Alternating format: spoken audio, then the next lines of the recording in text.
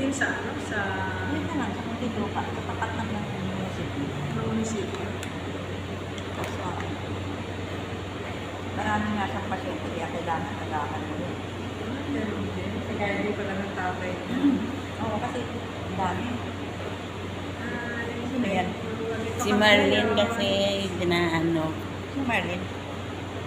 Marlene, Emiliano yun ba? Naku, malabo na yung mata din nun. Ano yata siya, mayroon siyang ano eh. Sino? Si Marlene.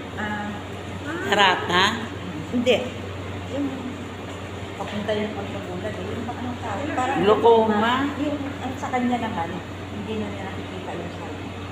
Eh di ba kahit diretso tingin mo, alam mo din ako sa kanya. Ano yung ano? Halimbawa, Ilan ba anak ni di ba- Marlene? Di ba nag-inak? Ano?